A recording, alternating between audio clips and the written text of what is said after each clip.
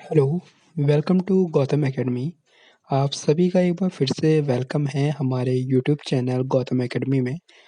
दोस्तों, जैसा कि नोटिफ़िकेशन में जो कि उत्तराखंड में प्राइमरी टीचर की जो नई वैकेंसी आने वाली है और 20 नवंबर से आपसे आवेदन माँगे जाएँगे। तो इसमें जो सिलेक्शन प्रोसेस होगा, कैसे आपका सिलेक्शन प्रोसेस होगा, इसके बारे में हम पूरी जानकारी आपको देने जा रहे हैं। इसमें ये बताया गया है कि जो नई वैकेंसी होगी वो नियमावली 2019 के तहत होगी और जो आपकी बैकलॉग की सीटें थी 500 के करीबन, वो नियमावली 2018 की हैं और जो नई वैकेंसी आएगी वो नियमावली 2019 की है। 2019 की नियमावली में काफ़ी संशोधन हुआ था, जिसमें आप पूरी डिटेल के साथ आज हम बताएँगे कि आपकी मेरिट कैसे बनेगी और मेरिट डीएलएड विद्यार्थियों की कैसे बनेगी और बीएड विद्यार्थियों की कैसे बनेगी। क्या 2019 की नियमावली में वर्षवार होगा या नहीं होगा? प्रथम वरीयता किसको दिया जाएगा? इस पूरी वीडियो में आप जानेंगे, ठीक है? तो चलिए दोस्तों वीडियो की शुरुआत करते हैं। तो आप यहाँ पर देख रहे हैं 29 जुलाई 2019। 29 जुलाई 2019 को यहाँ पर एक गज़ट पारित किया गया, एक नियमावली पारित की गई। आइए इसके बारे में देखते हैं। तो यहाँ पर आप देख रहे हैं उत्तराखंड राजकीय प्राथमिक शिक्षा अध्यापक संशोधन सेवा नियमावली 2019। यहाँ पर ये बताया गया है कि जो आपकी भर्ती होती है प्राइमरी शिक्षकों की उत्तराखंड में, वो प्रोसेस कैसा होगा? नियमावली का मतलब होता है दोस्तों नियम। इस नियम के तहत आपकी भर्ती होगी।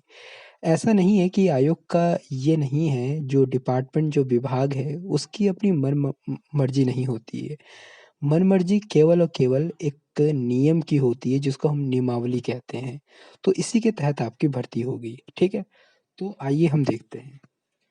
तो यहाँ पर इस पॉइंट में चलिएगा कि मैं आपको पहले सिलेक्शन प्रोसेस बता देता हूँ कि आपका वैकेंसी कैसे-कैसे होगी, ठीक है? तो यहाँ पर आप देख रहे हैं पॉइंट 3 में आप यहाँ पर देख रहे हैं, ये वाला पॉइंट आप देख रहे हैं, ये वाला, ये आपके लिए इम्पोर्टेंट है। तो ज़रा इसको देखते हैं। तो तैयार की गई सूची में जो आपकी तैयार की गई सूची में जो डीएलएड अभ्यर्थी हैं के चयन विद्यार्थी के नाम और डीएलएड जो प्रमाण पत्र है, मतलब डीएलएड विद्यार्थियों का जो प्राप्तांक का प्रतिशत होगा, उस प्राप्तांक के प्रतिशत का 60% आपका जोड़ा जाएगा और टीटी के 40% का योग जो होगा वो आपकी मेरिट बनेगी। केवल अभी मैं डीएलएड जो विद्यार्थी हैं उनके लिए बता रहा हूँ। डीएलएड विद्यार्थियों के लिए क्या है कि डीएलएड में उन्होंने जितने परसेंटेज लाए हैं, जितने परसेंटेज उन्होंने नंबर लाए हैं, मान लीजिए कि उन्होंने डीएलएड विद्यार्थियों ने 50% कोई डीएलएड विद्यार्थी है, उसने 50% नंबर लाए। 50% का 60% अगर हम निकालते हैं, तो 30 पॉइंट उसके वहाँ पर बनते हैं। इसके साथ ही साथ अगर उसके टीटी में मान लीजिए कि उसके टीटी में 70% है, तो 70% का 70% का अगर हम 40% निकालें, मतलब 70 नंबर का 40% निकालें, टीटी के प्रतिशत का 40% अगर हम निकालें तो 7 चौको 28 होता है, तो 28 नंबर। तो आपने ये देखा कि आपके डीएलएड के 60% और टीटी परसेंटेज का 40% का जो भी गुणांक बनेगा, वो आपका फाइनल गुणांक बनेगा ओनली डीएलएड स्टूडेंट के लिए, ठीक है? आइए आगे चलते हैं। बीएड के विद्यार्थियों के लिए क्या है? बीएड में जो आपका पॉइंट बनेगा वो कैसे बनेगा? बीएड विद्यार्थियों का नाम उनकी शैक्षिक प्रशिक्षण योग्यता अध्यापक प्राप्त परीक्षा के गुणांकों के आधार पर होगा और यहाँ पर ये भी बताया गया है गुणांक के योग के अनुसार प्रशिक्षण वर्ष की ज्येष्ठता के आरोही क्रम में रखे जाएंगे। यहाँ पर सबसे इम्पोर्टेंट जो पॉइंट है, काफ़ी लोग इसके लिए बहुत परेशान हो रहे हैं कि सर यहाँ पर वर्षवार रखा गया है या नहीं रखा गया है। तो आप यहाँ पर एक इसके बारे में देख लीजिए कि आपका जो भी बीएड के विद्यार्थी हैं, उनके लिए क्या है, शैक्षिक प्रशिक्षण योग्यता मतलब बीएड, और जो आपके 10+2 है और स्नातक हैं, इसके साथ साथ ठीक है, प्राप्त परीक्षा जो टीटी के नंबर हैं के गुणांकों का योग के अनुसार गुणांक का योग हो जाएगा। ठीक है, उसके प्रशिक्षण वर्ष, जो ये प्रशिक्षण वर्ष का मतलब क्या है, बीएड वर्ष, ठीक है, कि ज्येष्ठता के आरोही क्रम में, मतलब जिसने पहले किया फिर उसके बाद किया, मतलब 2008, 2009, 2010, 11, 12, तो क्या होगा, कम से बढ़ते हुए क्रम में यहाँ पर ले जाया जाएगा।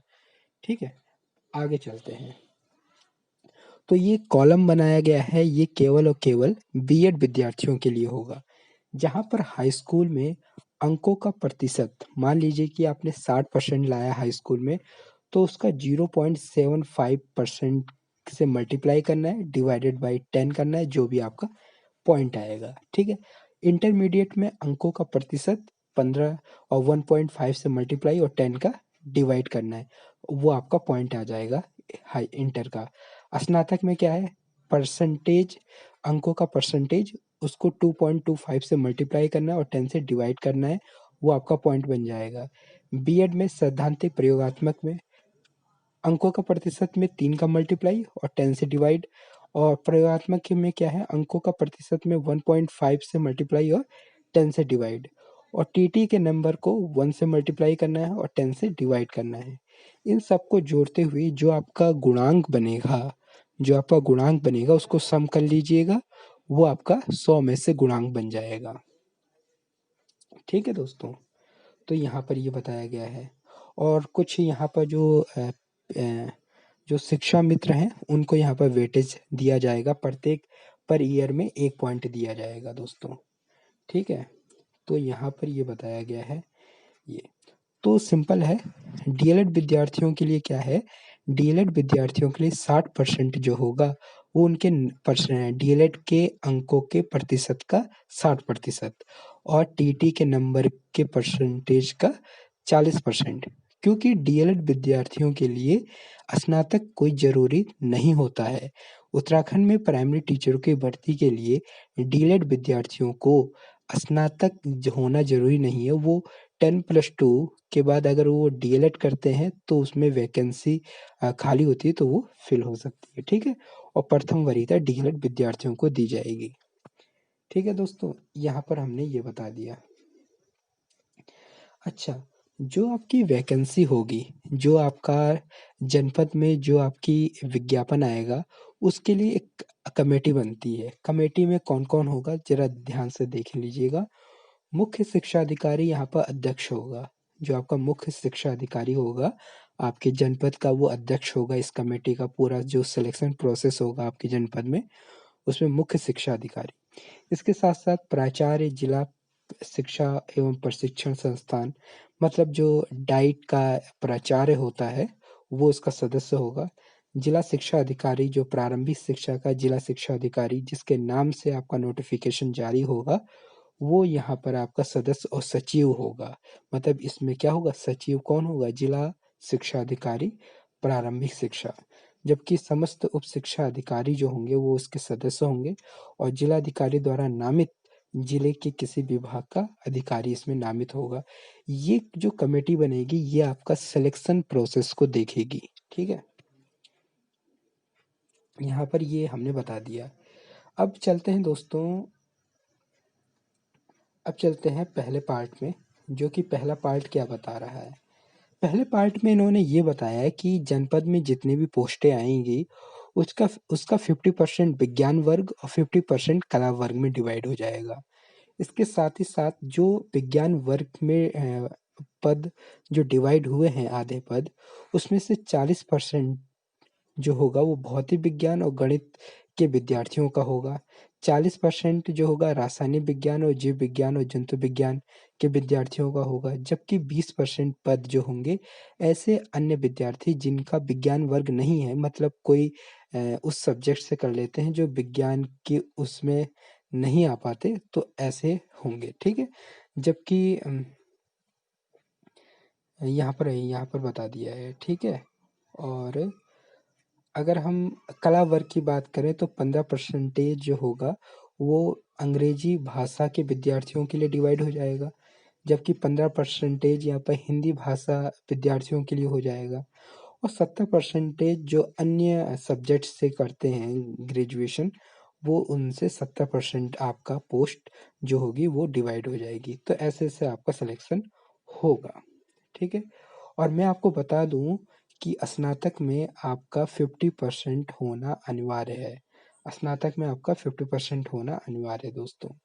जो बीएड विद्यार्थी हैं उनको नियुक्ति के उपरांत मतलब नियुक्त हो जाने के उपरांत 2 वर्ष का ब्रिज कोर्स वो अनिवार्य होगा, ठीक है? तो यही दोस्तों आपकी पूरी वो था कि आपका कैसे-कैसे आएगा। सिलेक्शन प्रोसेस यहाँ पर मैं आपको बता दूँ सिलेक्शन प्रोसेस क्या लिखा है। आप जो इस पॉइंट को देख रहे हैं, इस पॉइंट को समझिएगा, पहले पॉइंट को समझिएगा अच्छे से, तो आपको पता चल जाएगा।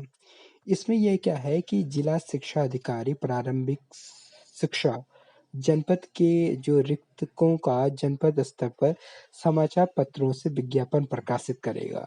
मतलब जो भी आपकी जनपद है, टिहरी गढ़वाल, पौड़ी गढ़वाल, चमोली, पिथौरागढ़ जो भी हैं, वहाँ के जो जिला शिक्षा अधिकारी हैं, वो आपके विज्ञापन जारी करेंगे, आपके किसी भी न्यूज़पेपर में, ठीक है? विद्यार्थियों को ठीक है और इसके बाद क्या है विद्यार्थियों को आवेदन पत्र आमंत्रित करेगा। विज्ञापन के अनुसरण में प्राप्त आवेदन पत्रों जो कि विविध शैक्षिक अर्हता रखते हैं, उसके अनुसार वो सूची तैयार करेगा। ठीक है? तो सिलेक्शन प्रोसेस भी बता दिया कि कौन जारी करेगा जिला शिक्षा अधिकारी प्रारंभिक शिक्षा। आइए आगे चलते हैं। तो इसमें यही है और प्रशिक्षण ये हो गया था, ये हमने बता दिया था। तो दोस्तों ये है दोस्तों पूरी जो वैकेंसी है वो उत्तराखंड राज्य की प्राथमिक शिक्षा अध्यापक संशोधन सेवा नियमावली 2019 के तहत हो रही है। आपको कोई भी कन्फ्यूजन इस वीडियो में नहीं होगी मुझे लगता है। अगर कोई भी कन्फ्यूजन, कोई भी क्वेश्चन हो तो आप हमें कमेंट बॉक्स में लिख सकते हैं। थैंक यू सो मच इस वीडियो को पूरा देखने के लिए। वीडियो पसंद आई, वीडियो को लाइक करिए, चैनल को सब्सक्राइब करिए और अपने दोस्तों को बताइए। जो भी अभी कन्फ्यूजन में है, तुरंत इस चैनल को शेयर करिएगा किसी अपने ग्रुप में, अपने दोस्तों में। ठीक है दोस्तों? ओके।